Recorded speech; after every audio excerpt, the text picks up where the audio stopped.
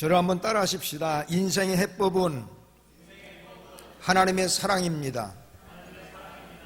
믿어지십니까? 여러분, 세상에서 가장 강력한 에너지 힘이 뭐라고 생각하십니까? 핵이라고 얘기합니다. 그래서 이북의 김정은이는 김정일이 그 뜻을 받들어서 핵을 지금 완성시켜서 지금 굉장히 전 세계적으로 두려움을 주고 있는 그런 실정이 있습니다. 그런데 저 사람이 잘 모르는 게 하나 있어요. 핵이 정말 자기가 만들어서 그걸 가지고 세계를 정복할 수 있다고 생각하지만 핵 저거는 아무것도 아닙니다. 핵보다 수천만 배 더 강한 힘이 하나 있는데 그것이 하나님의 사랑인 줄로 믿습니다. 제가 왜 이런 말씀을 드리냐면, 제가 웃는 얘기로 늘 그런 얘기 했잖아요. 하나님, 김정은이하고 저쪽에 러시아에 몇 명 그냥 죽게 하옵소서. 근데 죽어서는 안 될 것 같아요. 또 계승자가 또 나오지 않겠습니까? 그런데 핵을 수천만 개를 가지고 있다 할지라도 하나님의 사랑이 그 마음속에 쑥 들어가면 절대 핵의 버튼을 누를 수 없다라는 겁니다. 믿어지시면 아멘 합시다. 그러니 하나님의 사랑이 얼마나 크냐고요. 오늘 나와 여러분이 이 자리에 나오신 것은 정말 사탄 마귀 그 악한 영들의 힘이 얼마나 셉니까? 그런데도 불구하고 이 자리에 나올 수 있도록 이기게 하신 이가 하나님이신 줄로 믿습니다. 그 사랑을 덧입고 우리가 나오지 않았습니까? 저는 가면 갈수록 인생을 살아가면서 하나님의 사랑만큼 좋은 것이 없고, 내가 살아가면서 내가 체감하면서 인간의 사랑도 중요한 것이지만, 인간의 사랑도 위대한 역사를 일으키는 것이지만, 하나님의 사랑은 항상 그 위에 있다고 하는 것을 제가 깨닫고 이뤄봤고 새 힘을 늘 얻습니다. 오늘 여러분들도 그런 사랑을 체험하면서 이 자리까지 나오신 줄로 믿고, 그 사랑의 힘이 얼마나 큰가를 오늘 본문을 통해서 말씀을 드리겠는데, 페르시아에 사이러스라고 하는 유명한 전쟁 영웅 왕이 있습니다. 이 사이러스 2세는 알렉산더 대왕보다 더 강한 능력을 가져서 어마어마한 나라를 구축을 했던, 페르시아 그쪽이 이란 그쪽 아닙니까? 거기를 다 석권했던 그런 사람입니다. 그래서 전쟁에 한번 나갔다면 진 적이 없어요. 대단하죠. 그런데 이분이 한 번은 적국의 황태자와 황태자 가족을 사로잡은 거예요. 그리고 처단시키기 전에 그를 불러다가 물어봅니다. 내가 너의 아들을 살려주면 내가 가진 것 중에 무엇으로 내게 보답할 수 있느냐, 그렇게 물어봤어요. 그랬더니 저기 아들이 아니고 너를 내가 살려준다면 너는 네가 가진 것 중에 나에게 무엇으로 보답하겠느냐 물어봤더니 내 재산의 절반을 왕을 위해서 드리겠습니다 라고 얘기했습니다. 그렇다면 내 자식을 위해서 내가 풀어주고 그를 살려준다면 너는 무엇으로 보답하겠니? 라고 물어봤더니 내 재산의 전부를 드리겠습니다 라고 얘기를 합니다. 그래? 이제 나에게 그거 다 줬으니 아무것도 없겠네. 그러면 내 아내 황태자 비를 내가 만약에 살려준다면 너는 어떻게 하겠느냐, 뭘 주겠느냐, 아무것도 없는데. 그랬더니 1초도 걸리지 않으면서 그런 얘기를 했다고 그래요. 내 생명을 아낌없이 왕께 드리겠습니다. 그때 사이러스 왕이 충격을 받은 거예요. 인간에게도 이와 같은 위대한 사랑이 있었는가? 무릎을 탁 치면서 풀어줘라. 그러고 이것이 실제 있었던 일이랍니다. 그래서 그들이 포로에서 사형당하지 않고 돌아와서 집에서 곰곰이 생각해 보니까 그 황태자가 너무 귀한 거예요. 그래서 그 황태자가 그 황태자 비에게 그런 얘기를 했습니다. 여보, 우리를 너그러운 마음으로 그저 풀어주었던 그 사이러스 왕을 당신 본 기억이 납니까? 그랬더니 저는 그 사람 얼굴이 생각이 나지는 않습니다. 그렇게 젠틀하고 그렇게 멋있고 그렇게 존엄성을 갖춘 너그러운 왕은 내가 처음 봤는데 어찌 당신은 그 사람의 얼굴을 보지 못했소?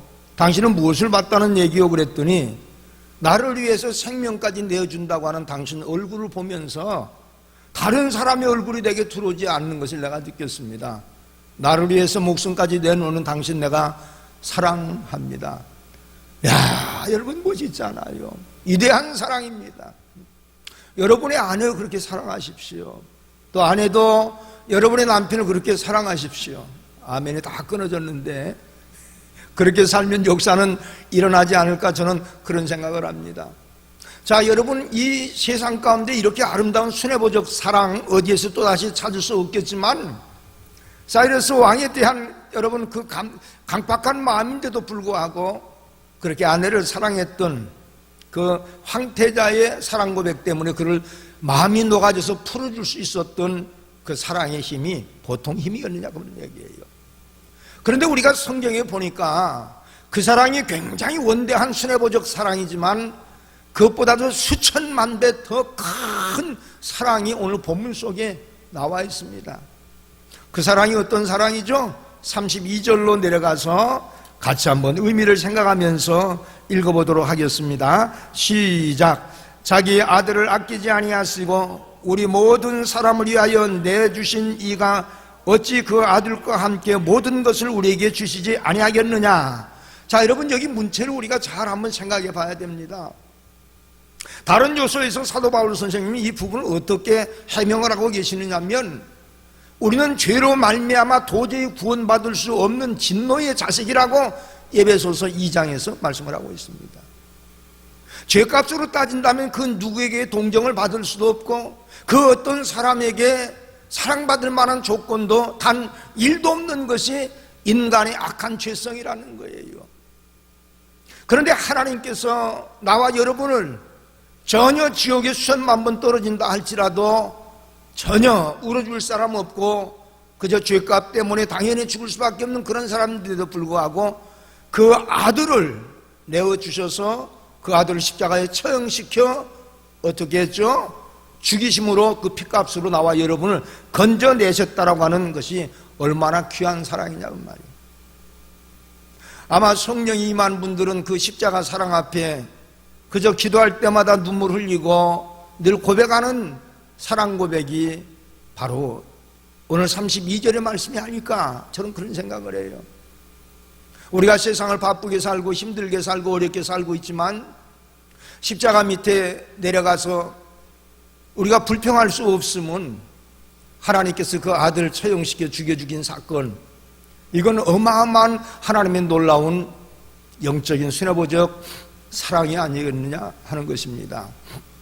자, 그런데 중요한 것은 이 말씀에서 놓치지 말아야 될 것 두 가지가 있습니다. 하나님께서 사랑 때문에 우리에게 주신 것이 있는데 큰 것 두 가지를 주셨어요. 첫 번째는 뭐냐면 그 아들 예수를 나와 여러분에게 주신 줄로 믿습니다.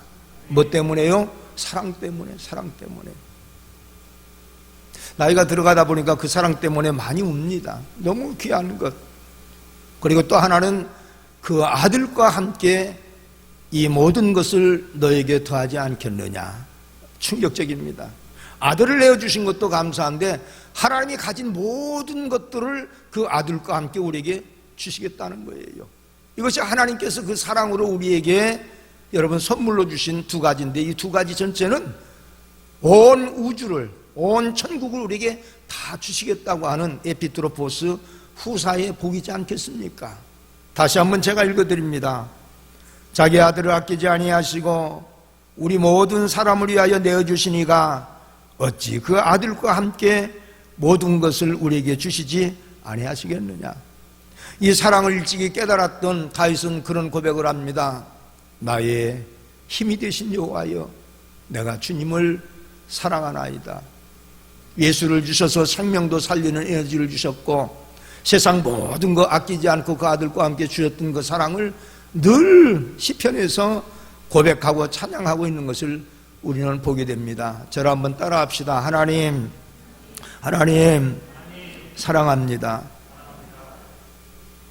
여러분 힘들고 어려울 적에 이 고백을 많이 하십시오. 큰 위로가 많이 됩니다. 최근 들어서 제가 심리적으로 많이 아픔을 겪고 있습니다. 너무 고민도 많이 되고 그래서 기도할 때마다 그걸 고백해요. 근데 하나님이 저에게 위로를 참 많이 해주십니다. 그렇다면 하나님은 그 사랑의 능력을 우리 인생의 삶의 해법으로 주시는 것은 과연 무엇일까? 이것은 여러분 예수 그리스도의 소망으로 우리에게 그 해법을 주신 거예요. 오늘 여러분 예수 앞에 소망 가지고 나오셨습니까? 아멘. 자, 그러면 우리 34절을 한번 읽어보겠습니다. 34절 같이 읽겠습니다. 시작. 누가 정죄하려 죽으실 뿐 아니라 다시 살아나신 이는 그리스도 예수시니 그는 하나님 우편에 계신 자요 우리를 위하여 간구하시는 자시니라. 저는 이거 어마어마하게 제가 설교 많이 했습니다. 40년 설교했으니 얼마나 많이 했겠어요.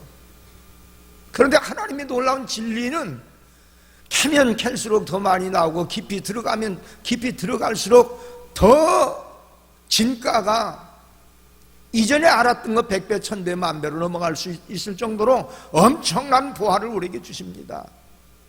이번에 제가 이 말씀을 묵상을 하고 계시다가 이렇게 묵상을 하고 있다가 계신 것이 아니고 있다가 뭘 깨달았느냐면 나와 여러분은 어디까지 하십니까? 예수님을 나를 위해서 이 땅의 모든 보좌를 다 내놓으시고 사람의 모습으로 오셔서 내 죄를 지고 십자가에 못 박아 죽어 돌아가시더니 부활하셨다 여기까지잖아요. 그런데 그 이후의 삶을 오늘 본문 속에 정확하게 사도 바울 선생님은 기록을 하고 있어요. 하나님이 여러분 승천하셔서 하나님 우편 보좌에서 지금 뭐하고 계십니까? 충격적인 것은 34절 하반절에 가서 보니까 이는 그리스도 예수시니 그는 하나님 우편에 계신 자요 우리를 위하여 뭐 하시는 자시니라? 간구하시는 자시니라. 간구하시는 자시니라. 다만 여러분 이 땅에 오셔서 그가 고통당하시고 아픔 겪으시고 채찍 맞으시고 십자가에 부끄러움을 개의치 아니하시고 다 죽으신 사건 이거 하나만 생각해도 너무나 귀한데 무덤 속까지 갈 데 없는 무덤 속까지 가셔서 다시 부활하신 그 주님이 승귀하시고 하나님 우편 보좌에서 권세를 누리고 계신 분이 아니시라 무릎 꿇고 하나님 우편 보좌에 나와 여러분 위해서 간구하고 계신다는 거예요. 여러분 이 말씀이 너무 소망되지 않습니까? 그냥 하나님의 아들이신 예수 그리스도가 성령의 능력으로 죽음에서 부활하심으로 하늘로 그냥 올라가셔서 권좌를 누리시는 것이 아니라 우리의 아픔과 우리의 고통과 우리의 죄악으로 인하여 정말 디프레스 당하고 고통당하는 인생들을 체험하신 그 주님이 성부 하나님 우편 보좌에 앉아 아버지 도와주십시오 간구한다는 거예요. 간구가 뭐죠? 간절히 구한다는 겁니다. 나는 솔직히 말해서 이 말씀을 새벽에 내가 말씀을 읽다가 면동이 올 정도더라고요. 하나님이 뭐가 부족해서 성부 하나님이 뭐가 부족해서 또다시 우리를 위해서 무릎 꿇고 앉아서 간구하십니까? 이 중보가 예수 그리스도의 이 중보가 여러분의 소망이 되시기를 주의 이름으로 축원합니다. 힘이 좀 들어도 조금 어려워도 아버지 옆에 형님 같은 예수님이 나를 위해 무릎 꿇고 간구하신다 한번 생각해 봐요. 어떤 분들이 가끔 문자 들어오는데 목사님 저 위해서 기도해 주셔서 감사해요. 일개 담임 목사가 위해서 기도하는 것도 감사한데 아직도 당신의 영광이 회복됐는데도 불구하고 성부 하나님께 우리를 위해서 간구하고 계신 그 주님이 소망이 되시지 않는다면 믿음이 아니지요. 이건 정말 기가 막힌 일이 아니겠습니까? 나는 이 부분을 최근 들어서 깨달으면서 야, 주님께서 우리 인생의 해법은 내가 하는 것이 아니라 하나님 우편 보좌에 정말 앉으셔서 주님 앞에 성부와 하나님께 간구하시는 그 주님의 기도가 우리에게 정말 소망이 되는구나 라고 하는 생각을 갖습니다. 여러분 성경 속에 보면 예수님이 이 땅에 오셔서 기도하셨던 거 한 번이라도 성부 하나님이 리젝트하신 거절하신 적이 있습니까? 한 번도 없습니다. 어떤 분은 그렇게 얘기를 해요. 겟세마네 동산에서 주님의 기도를 주님이 거절하셨다라고. 그런데 그렇지 않아요. 그 잔이 너무나 힘들어서 주님께서 아버지 이 잔이 내게 지나가기를 원합니다. 왜? 당신은 그 고통을 뻔히 알고 가거든요. 사람이 여러분 죽을 때는 죽는 것을 모르고 죽으니까 그냥 죽을 수 있는 거예요. 그런데 알고 죽는다면 그 고통이, 그 시너지가 어마어마하게 확장돼서 여러분 우리가 감당할 수 없을 만큼 공포로 다가올 것입니다. 그렇죠? 그런데 여러분 그 말씀을 하나님 앞에 그 기도를 해놓고 주님께서 그러나 주님 아버지여 내 뜻대로 마시고 아버지 뜻대로 되기를 원하나이다. 응답이 됐잖아요. 성부와 하나님이 기도하시는 건 100% 응답됩니다. 그 응답은 나와 여러분에게 따놓은 당상이 될 것입니다. 따놓은 당상이에요.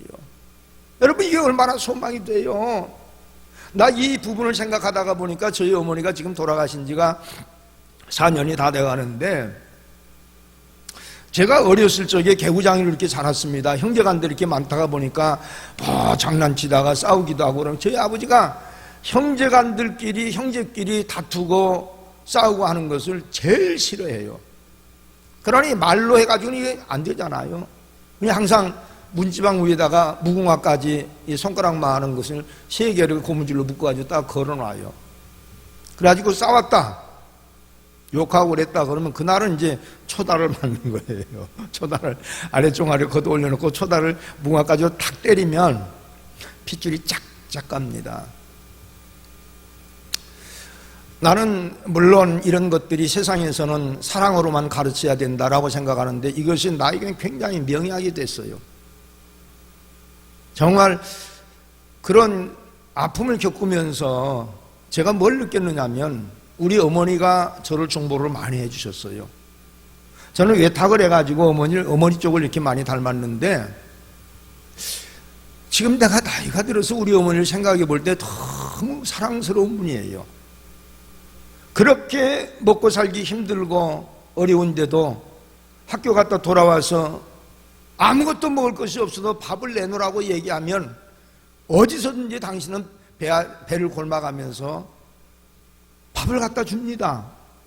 아무리 돈이 없어도 내가 쓰고 싶은 돈이 있다고 그러면 돈을 만들어도 다 주고, 내가 요구했던 것은 다 들어줬어요. 저는 어려서 그런 저희 어머니가 너무 자랑스러웠어요. 그런데 언제 내가 가장 요긴하게 저희 엄마를 찾느냐면 아버지에게 초다를 맞을 때입니다. 아프거든요. 그럼 막 엄마를 부르면 저희 어머니가 주변에 없는데 어디서 오는지 몰라요. 와가지고 나를 갖다가 당신 치마 뒤로 확 돌려놓고 여보 나를 봐서 한 번만 용서해 주세요. 한 번만. 우리 어머니가요, 아버지 막 벌벌 떱니다. 아버지가 무서워가지고. 그러면 그렇게 초다를 하던 우리 아버지가 이놈의 자식 한 번만 더 그러면 혼날 줄 알아. 그러고 회초리를 확 집어 던지고 그냥 들어가셔요. 와, 신나요. 얼마나 신난지 몰라요. 그래도 저희 아버지가 때리려고 이렇게 하시면 우리 어머니가 다 맞아요. 내가 안 맞고 우리 어머니가 맞는 것이 얼마나 신나는지. 철딱서니가 없어서 그러죠. 그런데 제가 어느 정도 이렇게 나이를 먹어가다 보고 가정에 어려운 일이 딱 오다가 보니까 우리 어머니 그대로 놔둘 수가 없더라고요.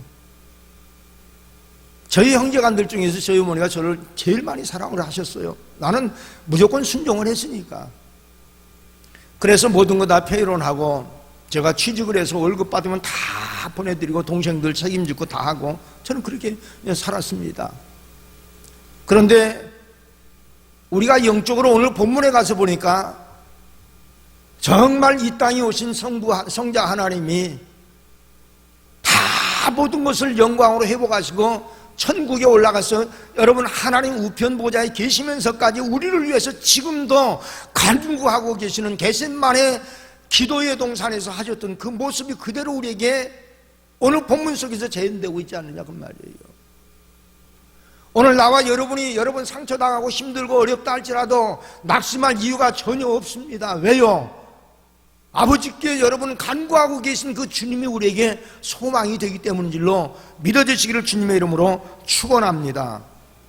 나는 이 중보기도가 얼마나 귀중한 것, 제가 광고 시간에 제가 말씀을 드렸잖아요. 어떤 사람들은 암이 걸려서 다 죽어간다고 하니까 뭐 그렇게 저렇게 강대상에서 기도할까라고 생각할지 몰라요.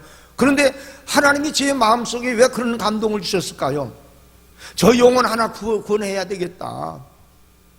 영권사님이 나한테 그 얘기를 한 지가 한 1년 다 됐을 겁니다. 1년 조금 넘어갔나? 아마 그런 걸로 알고 있지만 나는 예배 때마다 단 한 번도 그의 이름을 빼놓은 적이 없습니다. 진짜요. 새벽 예배 가서도 나는 그 자매님이 어떻게 생긴지 목소리 한번 들어본 적도 없어요. 그런데 제 마음속에 기도할 수 있는 마음을 줘서 계속 기도했더니 저한테 그래요. 영권사님이 예수 여자도 못 꺼내게 해요. 내가 그랬거든요. 전화번호 나한테 주면 내가 전화해서 한번 대화하겠습니다 했더니 아예 뭐 예수 여자도 못 꺼내게 한다는 거예요. 그런데 이게 웬일입니까? 어느 날 보니까 교회 가서 앉아 있었고, 어느 날 보니까 병상에서도 세례받고, 여러분 그 암이 전이가 돼가지고 죽을 정도가 되면 고통 가운데 견디지 못합니다. 근데 전혀 아프지 않고 정말 예쁘게 갔다는 거예요. 너무 좋아하시더라고요. 돌아가신 것에 대한, 여러분 그것에 대해서 기뻐했겠습니까? 하나님 만났다고 하는 감동 때문에 기뻐했다고 저는 생각을 합니다. 이건 뭐예요? 나와 여러분의 중보기도, 이게 그렇게 중요한 거예요. 어머니를 위해서, 아버지를 위해서, 형님 동생을 위해서, 여러분 우리 주변에 힘든 사람들을 위해서 기도 많이 하시기를 주의 이름으로 축원합니다. 그러면 제가 하나 여쭤보겠습니다. 왜 하나님께서 우리를 구원해 놓으시고도 성부 하나님이 지금도 우리를 위해서 간구하고 계실까요? 그 이유가 도대체 뭘까요? 여러분 바울이 기록했던 이 성경을 보면 기가 막힌 것을 발견을 합니다. 우리 다 같이 35절을 한번 읽어봅니다. 자, 큰 소리로 읽습니다. 시작. 누가 우리를 그리스도의 사랑에서 끊으리요? 환난이나 권고나 박해나 기근이나 적신이나 위험이나 칼이랴. 자, 여러분 여기 잘 보십시오. 누가 우리를 그리스도의 사랑에서 끊으려 그래 놓고 우리를 위해서 기도하시는 포인트들이 7가지로 나오고 있습니다. 환난, 권고, 박해, 기근, 적신, 위험, 칼 7가지예요. 나는 이것을 다른 차원에서 한번 생각을 해봤어요. 그냥 이것은 사도 바울 선생님이 나열해 놓은 것이라고 생각을 했는데 그가 다 체감하고 체휼한 것을 기록해 놓은 거예요. 환난이라고 하는 것은 들립시에서 팍 깨트려진다는 뜻입니다. 박해라고 하는 것은 숨겨 목을 쳐 죽이고 껍데기를 벗겨 죽이고 기름가마에다가 튀겨 죽이는 것들을 얘기하고요. 적신이라고 하는 것은 여러분 이리에게 다 물어뜯겨서 아무것도 가진 것이 없고 소망이 없고 죽어가는 그 상황을 얘기한단 말이에요. 그러니 이걸 보면서 제가 느끼는 것 중에 하나가 뭐냐면, 이거 사방 좌우를 보니까 완전히 이게 우리 인생이 지뢰밭이구나. 환난의 지뢰밭이요, 박해의 지뢰밭이요, 기근과 적신의 지뢰밭이요, 위험의 지뢰밭이요. 육적인 눈을 뜨고 보니까 세상이 그저 괜찮은 것 같죠? 그런데 영적으로 눈을 돌려보니까 여러분 지뢰밭 속에, 지뢰밭 여러분 지뢰 아시죠? 지뢰밭 속에 여러분 누가 마음대로 걸어 다닐 수 있습니까? 지금도 가끔 가다가 강원도 지역에 군부대 지역에서는 여러분 이 지뢰들이 털어가지고 사람들이 다리가 잘라지고 죽어가는 사람들이 얼마나 많이 있습니까? 6.25 때 묻어놨던 그 지뢰. 그런데 이것이 실제적으로 우리의 삶 가운데 영적으로 사탄, 마귀, 더럽고 추악한 악령들이 얼마나 지뢰처럼 버티고 있어서 우리는 그냥 덥석 세상에 내려가고 있지만 우리를 핸디캡을 만들고 우리를 정치하게 만들고 우리를 여러분 감옥 속에 집어넣고 동굴 속에 집어넣고 꽉 꼼짝 못하게 만들어버리는 그 환경, 우리가 한번 이런 것들을 직시해 봐야 되지 않겠나요? 근데 예수 그리스도께서 우편 보좌에 앉으셔서 기도하는 내용이 바로 이거라고 말이에요. 내가 겪고 있는 것, 내가 당하고 있는 고통 이런 것들을 위해서 지금 성부 하나님께 간구하고 계신단 말이에요. 여러분 인생을 이렇게 제가 이렇게 살다가 보니까 인생은 마치 동굴과 같은 그런 경우들이 참 많습니다. 동굴은 한번 들어가면 어떻습니까? 이게 나갈 길이 없어. 엑시트가 없다는 말이에요. 제가 대구에 가서 부산에 가서 집회를 하는데 첫날 7시까지 거기 의전을 하겠다고 하는 장로님이 7시가 넘어가는데 안 오는 거예요. 그래서 제가 전화를 했어요. 장로님, 7시 반이 집회인데 거의 한 10분 걸린다며요. 근데 7시까지 오신다면서 이렇게 늦습니까? 그랬더니 목사님, 여러분 그 부산 가보신 분들은 아시겠습니다. 부산은 시내 안에도 터널들이 이렇게 있습니다.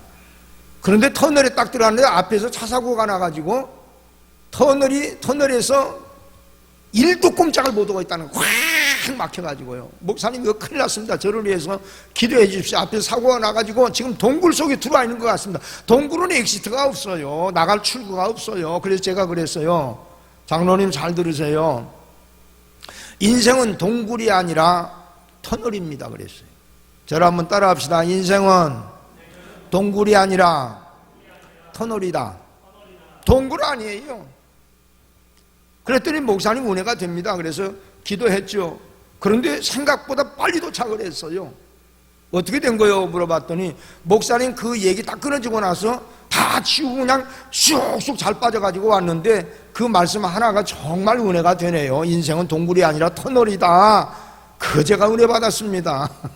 은혜 받았습니다.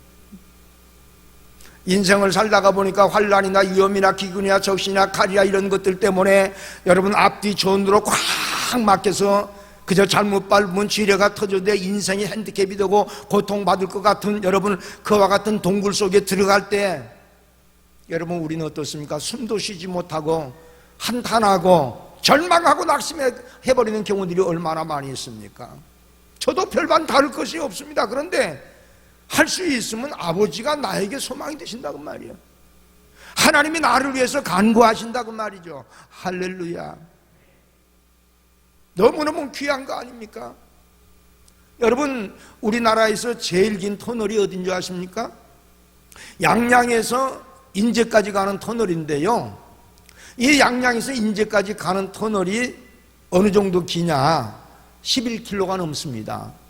11km면 리수로 말하면 30리예요 30리를 자동차를 타고 가도 20분 이상 갑니다. 나는 솔직히 양양이나 강원도 가면 여러분 거기 되도록 안 갑니다. 비 올 때나 저는 갑니다. 왜냐하면 이 정말 하나님이 창조하신 세계가 얼마나 귀하고 아름답습니까? 강원도 참 여러분 좋은 땅들입니다. 그런데 그 터널을 지나가다가 보면 하나도 구경할 수가 없어. 여러분 되도록이면 하나님이 창조하신 세계를 엔조이하고 즐기고 여러분 구경하고 가시기를 바랍니다. 바쁠 때는 어쩔 수 없이 갈 수 있다고 그러지만 그런데 비 올 때 가면 너무너무 좋아요. 거기는 비 안 맞고 가니까 사고도 별로 안 나고. 근데 비 안 올 때 가면 그렇게 답답한 거예요. 야, 11km 잘 뚫어놨죠. 저가 뭐 저기 200m 이 집안을 뚫어가지고 지금 놓은 거거든요. 자, 그런데 중요한 것이 하나 있습니다. 저게요, 이 30리가 다 돼가는 11km, 12km가 30리지만은 이 11km를 뚫어서 서울에서 양양까지 인제까지 가는 길이 놀라운 사실은 1시간 30분이 단축이 됐어요. 이건 획기적, 우리나라 기술 대단합니다. 산을 뚫어버려가지고 여러분 1시간 반을 단축을 시켜놨으니 얼마나 대단합니까? 그런데 제가 비밀을 하나 깨달았어요. 여러분 산을 뚫고 나가는데 한 번씩 공사하면 몇 년씩 걸립니다. 어떤 것은 10년, 20년이 걸려요. 그런데 터널을 뚫을 때 여러분 방법을 아십니까? 우리는 터널 뚫을 때, 산을 뚫을 때 여기서부터 막 뚫고 나간 줄 알죠? 그렇지 않아요. 와, 기발한 생각이더라고요. 양쪽에서 뚫어버린다고 말이에요. 양쪽에서. 자, 여러분 여기서부터 뚫고 나가면 10년 걸릴 거 저쪽에서 뚫고 들어오면 여러분 놀라지 마시고 5년이 아니에요. 3년, 4년이면 뚫어버린다는 거예요. 3년, 4년 걸릴 거 양쪽에서 뚫으면 1년이면 뚫어버린다는 거죠. 왜 그럴까요? 여기서 안반이 걸려도 저기서는 안반 안 걸리고 들어올 수 있거든요. 아, 나는 그걸 딱 내가 여러분 상식적으로 깨닫는 순간이 뭐냐면 인생의 서퍼링, 고난의 동굴을 들어가고 고난의 터널을 들어갈 적에는 우리 인생이 여러분 아프고 고통스럽고 어려운 것 때문에 다 죽는 것 같지만 내 인생의 성공이, 내 인생의 승리가 1시간 반이 아니라 10년, 20년이 땡겨질 수 있다는 거죠. 할렐루야. 잘 보십시오. 여기서 파고 들어가는 것 안발이 막힌다 할지라도 저쪽에서 들어오는 하나님의 타임은 바위가 있건 폭포수가 있건 뚫고 들어온다고 말이에요. 자, 이 부분을 정말 멋있게 살아냈던 사람이 누군지 아십니까? 여러분 잘 아시는 분 중에 요셉이라고 하는 사람 꿈 한번 잘못 꿨다가 형제들에게 죽을 고비를 당하고 보디발의 집에 가가지고 보디발 아내에게 성폭행범으로 누명 써서 11년 동안 그 고생해서 어느 정도 먹고 살만하니까 감옥 속에 딱 들어가 버리고 말았다고 말이에요. 자, 한번 보십시오. 나와 여러분의 삶 가운데 이런 일들이 얼마나 많이 있습니까? 구축을 해놨더니 결국에 절망, 좌절 이런 것들이 너무나 많이 와서 마치 감옥 속에 들어간 것처럼 좌우 전우가 꽉 막혀버린 경우들이 얼마나 많아요. 그런데 그 절망 가운데서도 요셉은 하나님을 포기하지 않습니다. 믿음을 포기하지 않아요.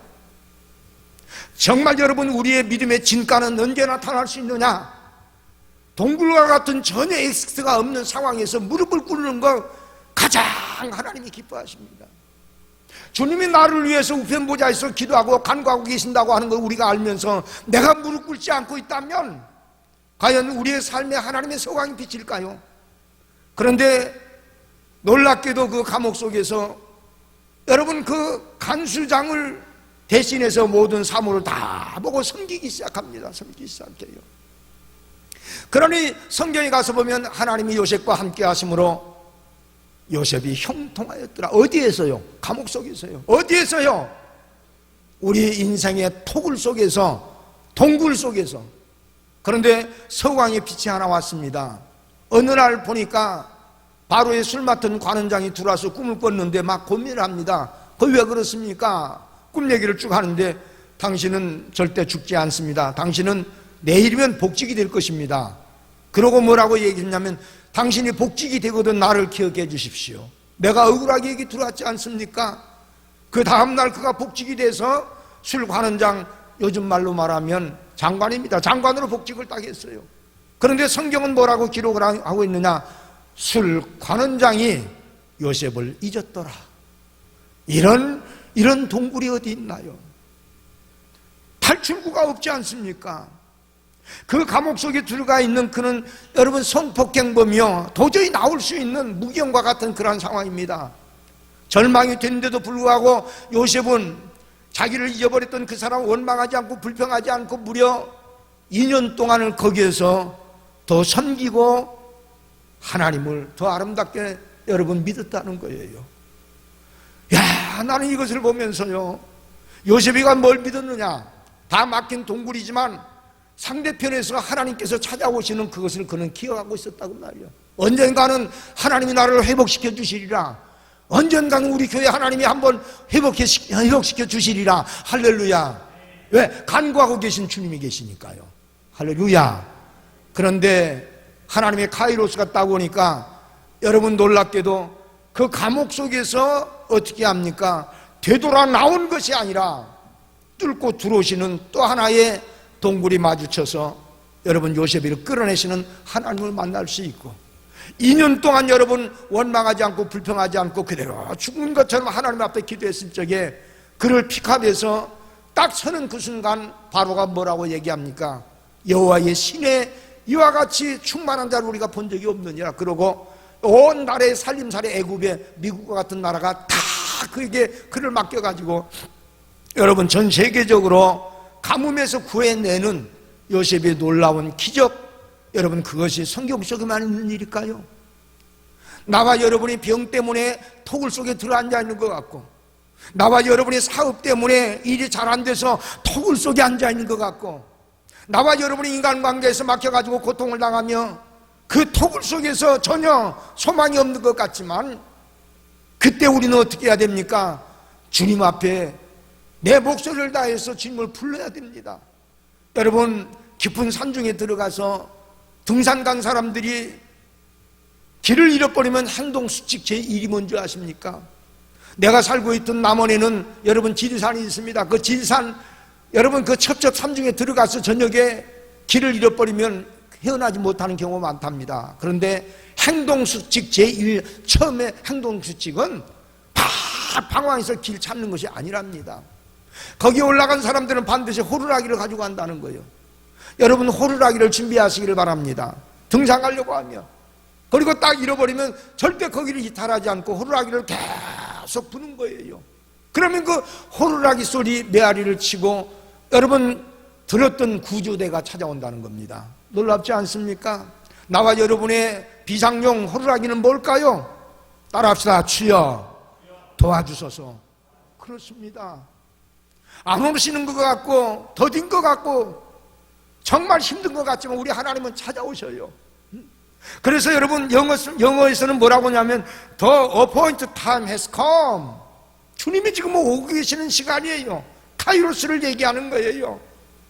여러분에게 답답하십니까? 일이 잘 안 돼서 힘들다고요? 다 똑같은데요, 전 세계가 지금. 그런데 우리에게는 나를 위해서 간구하시는 주님이 계시고 정말 내가 호루라기 같은 여러분 비상 호루라기로 주님 앞에 우리가 부르짖고 기도한다면 주님께서 우리에게 찾아오시지 않겠느냐는 얘기입니다. 할렐루야. 여러분 고난 가운데 주님 만나기를 주의 이름으로 축원합니다. 거기는 터널이 생기는 거예요. 동굴 속에서 소리도 못하고 힘들어하고 고민되지만 그래도 주님을 부르십시오. 나는 우리 교회 하나님이 사랑하고 하나님이 반드시 회복시킨다고 하는 것을 나는 믿습니다. 보여주신 꿈도 보여주신 환상도 연단이 크면 클수록 하나님의 영광은 더 커지는 법이에요. 나는 여러분 정말 여러분 더 사랑하고 여러분과 함께 정말 하나님의 나라 의를 위해서 마지막 생에 바치고 싶은 것밖에 나는 하나님 앞에 기도하는 것이 전혀 없습니다. 그렇게 우리가 주님 앞에 올인했을 적에 주님은 어떻게 우리에게 찾아오시나 37절에서 말씀을 합니다. 자, 37절로 내려가 보겠습니다. 같이 읽겠습니다. 시작. 그러나 이 모든 일에 우리를 사랑하시는 이로 말미암아 우리가 넉넉히 이기느니라. 내 스펙과 내 여러분 기술과 내 능력과 내가 가지고 있는 힘 가지고 되는 것이 아니고 누구의 힘이라고 말씀을 하고 있습니까? 기가 막힌 것은 여러분 이 모든 일에 우리를 사랑하시는 이로 말미암아 예수로 말미암아 따라합시다. 주님으로 말미암아 넉넉히 이기느니라. 나와 여러분에게 보내주신 분이 누구세요? 예수님이 성령님 보내셨잖아요. 그 성령님을 그냥 여러분들이 모시고만 살지 말고 내 속에서 극대화될 수 있도록 주님을 부르십시오. 호루라기를 부르십시오. 주님이 나의 엑시트가 되고 주님이 나의 인생의 출구가 된다고 하는 것을 믿으시고 주님 앞에 나가십시오. 하나님이 여러분 손 덥석 붙잡아 주시면 인생은 끝나는 겁니다. 그래서 우리는 그런 찬양을 하게 됩니다. 주님요 이 손을 꼭 잡고 가소서. 약하고 피곤한 이 몸을 폭풍 흑암 속에 치사 빛으로 손잡고 날 인도하옵소서. 하나 간증을 하고 제가 마치겠습니다. 한 목사님 부부가 불행히도 교통사고로 인하여 자기 딸을 잃습니다. 여러분 사별의 아픔은 그 무엇으로도 위로받을 수 없잖아요. 내 부모 형제 나의 지인들 피를 나눈 사람들이 여러분 다시는 볼 수 없다라고 하는 것을 한번 생각해 보십시오. 얼마나 아프겠습니까? 영원산이 위로 많이 받으시기를 바랍니다. 그런데 그 딸을 교통사고로 잃어버렸던 두 목사님과 사모님이 너무 괴로워서 밤잠을 못 잡니다. 너무 힘들어서 고통스럽습니다. 하나님을 믿어도 내 딸이 죽었으니 금쪽 같은 내 새끼가 죽었으니. 그런데 그분이 기도하다가 하나님의 위로를 받기 시작하고 그가 여러분 하나님 앞에 기도하다가 신학교 동기 게시판에다가 글을 하나 올린 것이 있습니다. 잘 들어보십시오. 내 딸을 먼저 보내고 고통스러웠지만 하나님 나라에 대한 소망을 눈을 뜨게 해주신 하나님 감사드립니다. 이 말은 무슨 얘기냐면 지금까지 목사 일을 하고 믿음 생활을 하고 힘내고 하라고 얘기는 했지만 천국 소망이 없었다는 거예요. 그런데 당신 딸이 지금 여러분 천국에 갔는데 하나님이 깨닫게 하시는 거예요. 죽은 것이 아니다고 말이죠. 그래서 천국에 대한 소망을 눈뜨게 하신 하나님께 감사드린다. 내 딸의 모습으로 이 세상에 왔지만 하나님의 천사로 왔음을 이제야 깨닫게 되었다. 이제는 아픔이 남을 위로할 수가 있을 것 같다. 남은 시간 할 일이 정말 많은 것 같구나. 소망을 주고 위로할 수 있는 힘을 주신 하나님께 감사한다. 이것을 그 신학교 그 동기들 게시판에 올렸는데 난리가 난 거예요. 그 같은 동기동창들이 막 위로의 박수를 보내고 하나님께서 당신과 함께 할 것이다. 목사님과 함께 할 것이다. 그런데 그 일을 똑같이 겪었던 카나다의 목사님 한 분이 댓글을 올렸습니다. 그분이 뭐라고 댓글을 올렸냐면, 너의 글을 읽고 나의 마음이 왜 이리도 찢겼던지, 남모르게 흐르는 너의 눈물이 내 심장 속에 고이는 것 같구나. 나에게도 그 일 뒤 자기 딸을 이분도 먼저 보냈습니다. 나에게도 그 일이 있은 뒤 1년 반쯤 지나 어느 새벽기도 시간에 딸이 생각나 한없이 울었지. 그날은 종일 울었어. 그 주간은 매일 울었지. 그런데 있잖아, 하나님이 나에게 하나 묻는 것이 있었어. 승호야, 그 목사님 카나다의 목사로 계신 분이 김승호 목사님 것 같아. 승호야, 괴롭지? 너 힘들지? 너 아프지? 잊혀지지 않지? 고통스럽지? 내 하나님. 그랬더니 주님이 말씀을 들려주십니다. 너 이제 내 마음 알겠니? 라고 물어보더랍니다. 너 이제 내 마음 알겠니? 하나님 무슨 말씀인데? 내 딸이 지금 죽어서 고통스러운데 무슨 말씀이세요? 그랬더니 주님이 충격적인 말씀을 하십니다. 나도 나의 사랑하는 아들을 십자가에서 잃었단다. 그 말씀이 오늘 32절 말씀 아닙니까? 자기의 아들을 아끼지 아니하시고 우리 모든 사람을 위하여 내어주시니가 어찌 그 아들과 함께 모든 것을 우리에게 주시지 않겠느냐. 그 말씀을 딱 받고 나서 주님 마음이 교차가 되고 주님 마음과 공감이 딱 되니까 하늘 소망이 확 오더랍니다. 아, 내 딸은 영원히 죽은 것이 아니라 하나님 품에 안겼구나. 왜? 주님이 십자가에 돌아가셨지만 승귀하셔서 우편보좌에 계신 것처럼 내 딸도 하나님 품에 안겨서 내가 그날 가기만 하면 주님을 만나겠구나라고 하는 소망이 생긴 이후로 단 한 번도 슬퍼하지 않았다고 하는 고백을 그가 한 겁니다. 여러분, 믿음은 피상적이 돼서는 안 돼요. 하나님이 내가 너 구원하리라 하면 구원하십니다. 하나님이 내가 너 축복하리라 하면 축복하시는 거예요. 그 말씀을 믿으면 됩니다. 우리 교회 여러분, 넉넉하고 잘되고 힘들지 않고 어렵지 않은 사람이 누가 있겠습니까?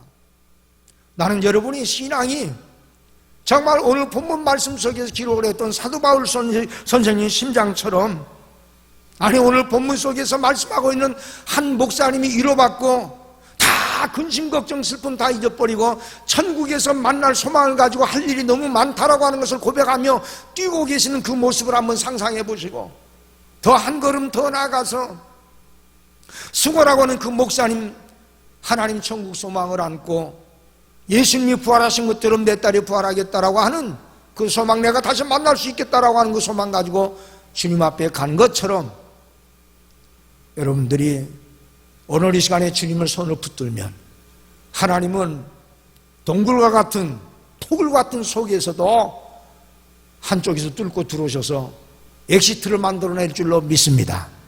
우리 다 같이 오늘 38절과 39절을 읽고 말씀을 정리합니다. 시작. 내가 확신하노니 사망이나 생명이나 천사들이나 권세자들이나 현재 일어나 장래 일이나 능력이나 높음이나 깊음이나 다른 어떤 피조물이라도 우리를 우리 주 그리스도 예수 안에 있는 하나님의 사랑에서 끊을 수가 없으리라. 이 말씀이 믿어지시면 아멘합시다. 우리 옆사람 인사합시다. 하나님이 우리를 함께 하십니다. 힘을 내십시오. 아멘. 할렐루야. 우리 한번 이 시간에 주님여 이 손을 꼭 잡고 가소서. 우리 한번